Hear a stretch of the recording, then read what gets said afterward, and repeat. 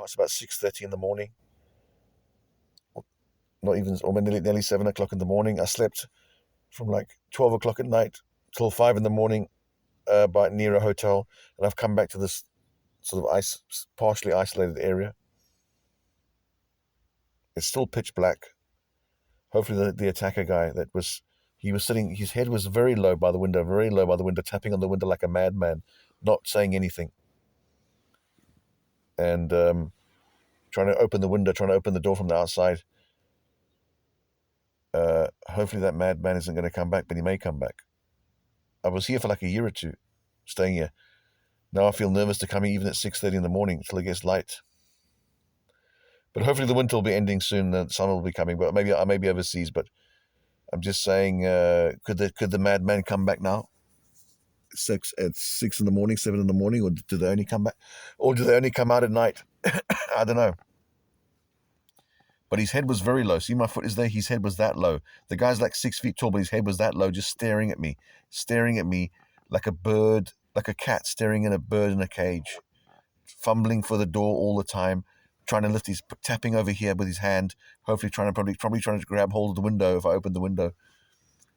Is he going to come back next time with a hammer to smash the window? You know what I mean? So it's just the guy's a big guy, but it's not so much that he's big. It's just the evil intent. It's the evil intent. You know what I mean? Like, if he was a normal person, what's he going to do? Punch me in the face?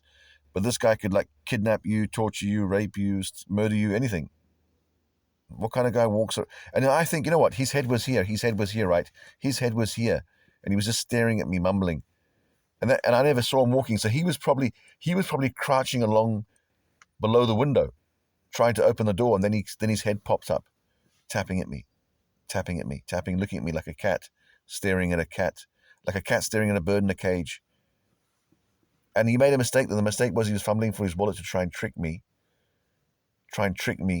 But during that moment, I slipped to the front seat because I see my front seat's there, and I got into the. Always have my front seat space available. I can slip right. You see that yellow thing there? The yellow thing, that's my car key. So basically, I just slipped to the front, and while the guy's going through his pantomime of mumbling at me, and while he's going through his pantomime of trying to get the wallet, I stuck to the golden rule. The golden rule is don't open the window, don't open the door. But I nearly opened the window when I saw his wallet coming out, thinking he's the police. But thank God I got in the car, and the minute I started the engine up and put the lights on, then he sort of backed off.